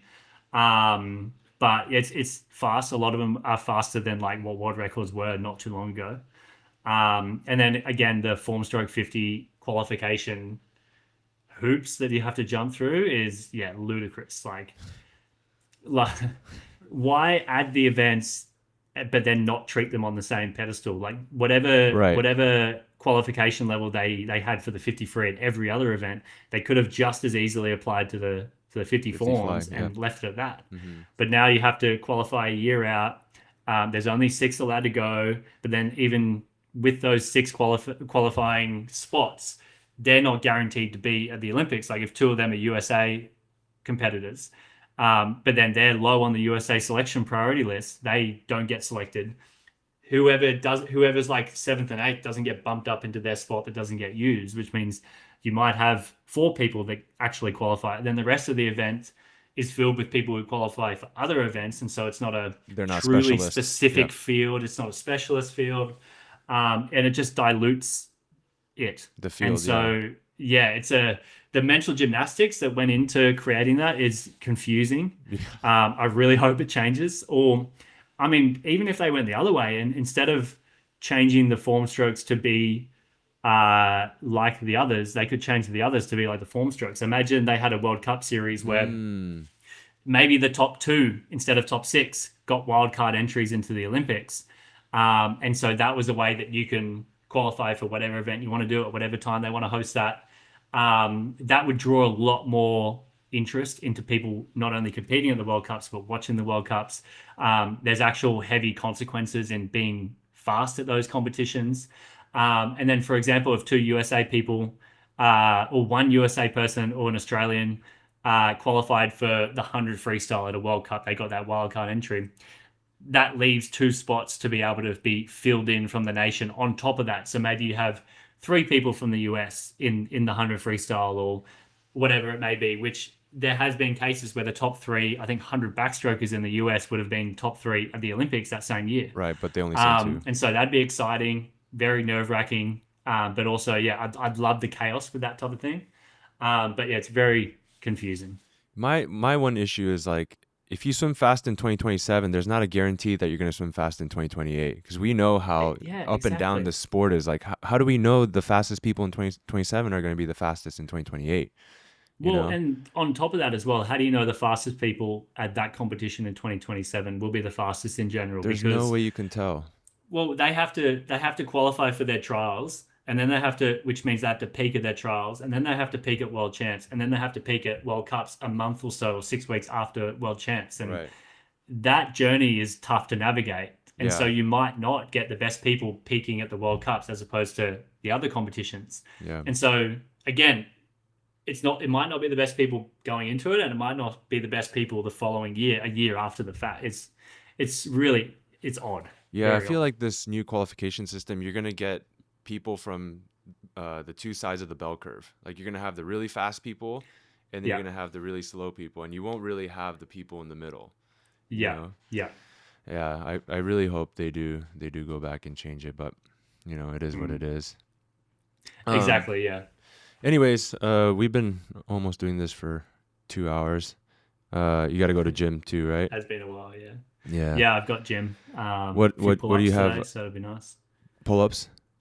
Yeah, so today I've got 5, 4, 3, 2, 1, and then Okay. 3 by 5 for pull-ups. So a lot of volume. Yeah.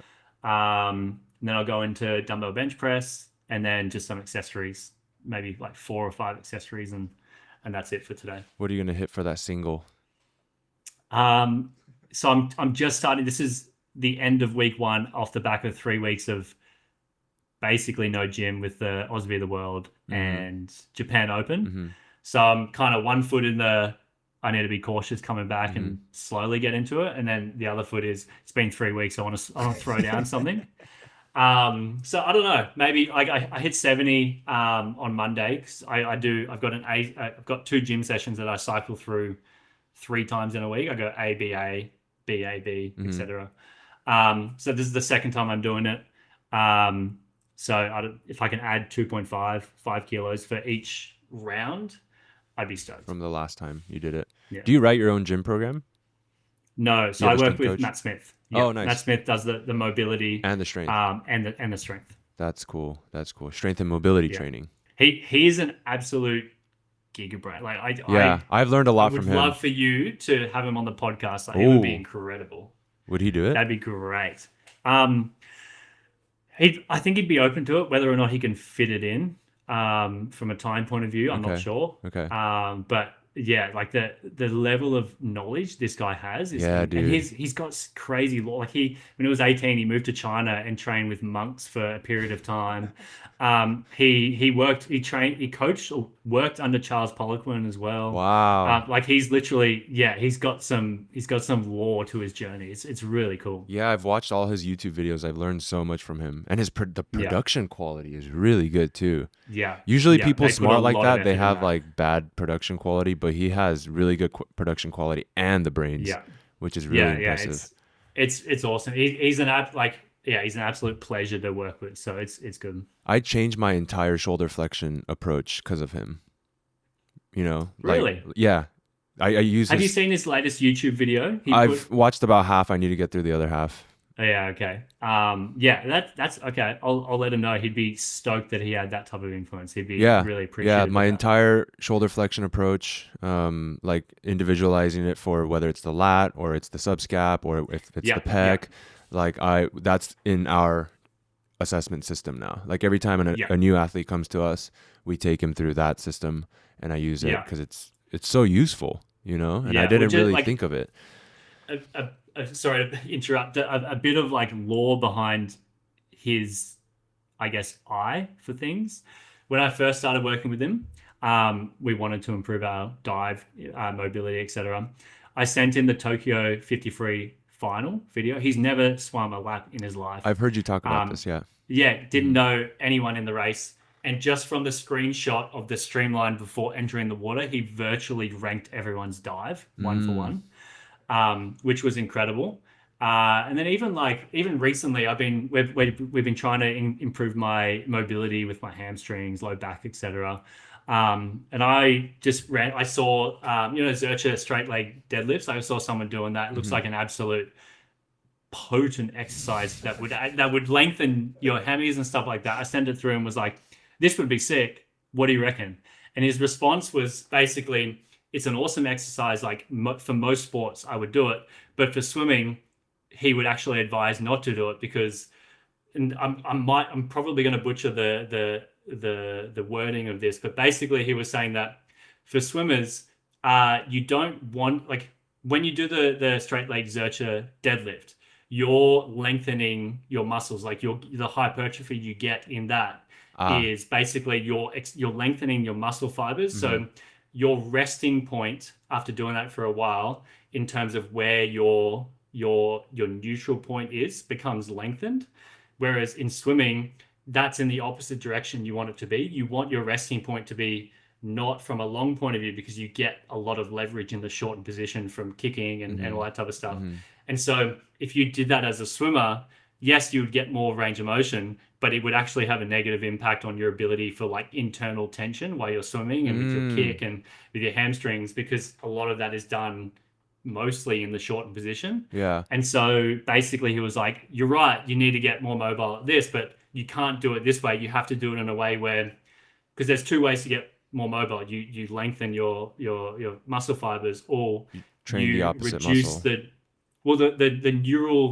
the neural output that goes to the body that stops you from having a certain range of You motion. bring that You down. just extend your tolerance to that. Mm. And so he's like, right, instead of lengthening the muscle in your hammies, we have to go the other way and just extend, like increase the amount of tolerance you have in a range of motion in your hamstrings without shifting the mechanical kind of neutral point of your hammies. And so like that's like the level, like, yeah, it blew my mind when he said that. That's the level of like where he sits within. And so it's Right. such a pleasure. Every time I catch up with him, there's always something new to learn, and it's such a pleasure to work with him. Okay, here's a thought. Sorry. Are you good on time? Sorry. Yep. Okay. I've always struggled to understand like tight hip flexors. Yep. I don't know if tight hip flexors maybe they contribute to faster kicking. Because if you think about like basketball players, they have stiff ankles, or Yep. high jumpers, they have stiff ankles, and it allows them to be springy, right? And so Yep. I've always thought like if someone has tight hip flexors and they don't have a history of low back pain, they don't have a history of knee pain or anything like that, then maybe we just keep it tight because it helps them kick faster. What do you think? Honestly, I'm not sure. We'll ask Matt. Like where I go to straight away is basically like I don't kick. I do, but I don't really kick much from the hips. Like the hips are as solid and stable and yeah, as solid and stiff as they could be. Like I'm not trying to get much flexion from the hips. The hips are very anti-rotational, but that's not to say like you have to generate your movement from your legs anyway from there. So there's definitely stuff coming from there. But it's not something that we've worked a lot on in terms of increasing Hip flexor mobility. Increasing the mobility, yes, but in terms of increasing the strength in the hip flexors, and there's never been any conversation around, we don't want to increase your mobility for the hip flexors, like in the similar way that the hammies were discussed. So yeah, I'm not like the way he talks about the hips and the quad is, at least so far, has been beyond me. Like he talks about how there's an onion layering in the sense where there's so many different muscles stacked on top of each other that you can't just go and you have to loosen the ones on the surface before and make your weight down before you get more of a global change. Yeah. And so a lot of the initial work that we did was working on muscles that actually had little effect on hip mobility, generally speaking, if I went into like a global hip mobility movement. But once we got them loosened and then we're able to get deep enough to work on the muscles that were actually tight behind them, then you start to see like that type of change. And so just the sheer fact that he looks at it in terms of like a layering of certain things probably means that there's a nuanced answer to that probably would be good, but I don't know it. Was that first muscle your adductors? Again, I haven't studied any anatomy. Okay. Any like. Was it your inner thighs? No,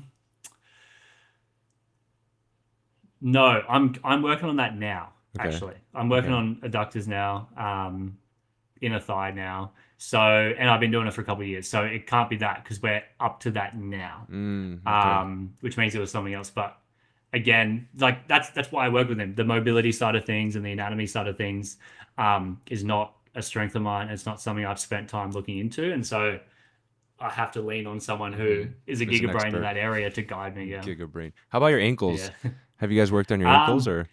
So we haven't actually. Because you want to keep it stiff. And yeah, the same thing you asked about the hip flexor. We didn't want to move it because the stiffness, at least for now, is there's parts of the dive that it actually helps with. Yeah. So if I loosen that, it might go the opposite way. Yeah, and the only thing it really helps is your squat depth, which doesn't really matter, right? Yeah, up to even if you don't squat, then even then, like trap bar deadlift off the ground, my in shoes, like lifting shoes, then the range of motion is good enough. And right. Yeah, from then on, the only thing I think it might help is as I'm diving, my front foot Ah, because I don't get to like drop my knee as much. I have to move elsewhere, like move my hips to the side and stuff to yeah. get around that point and jump out. But outside of that, yeah, it's So, pretty good. so just increase the mobility of your front foot. Yeah, my right foot Just is your right amazing, and my dorsiflexion. left one sucks. Yeah. Can you leave us a question for our next guest? Okay. Um, if you think of your life, and this is a concept again from Jung, he says that you can have something that he calls your personal myth. I don't mean myth in the sense of like a made up story, but I mean myth in the sense of the story of your life, like your personal myth. If you have a through line of your life, of your personality, of your character, from birth or as far back as you can remember to now, if you were to take away everything that wasn't you, eventually you'll be left with a certain amount of things that if you were to take away, it wouldn't be you. It wouldn't be your through line. It wouldn't be your personal myth. What would you say would be something that you couldn't take away, such that if you took it away, It wouldn't be you you're taking anymore. away a part of yourself? Wow. Uh, I'm thinking about that one. That one's deep. It's really good exercise as Yeah, well, like just to meditate on for your life and because like you really who have you to are as a person understand too. yourself to be able to Mm. answer that question. Yeah, because as you go through life, you take on board so much shit from elsewhere that That's not maybe you. at first you think Yeah, it's you, but it's but it's not. actually It's not. just an impression of others onto Mm. you. Yeah. Maybe for the next guest we just play this part because I can't. Yeah, I don't know if I can explain this part. What is it for you? Are you comfortable sharing um, that? I'll stay in the context of the pod of what we're talking about, and I think for me, it's this meta game of movement of challenging myself in the sense where I'm at this whatever stage I'm at, like my body, my homeostasis is at whatever it is right now. I have a goal of something to do.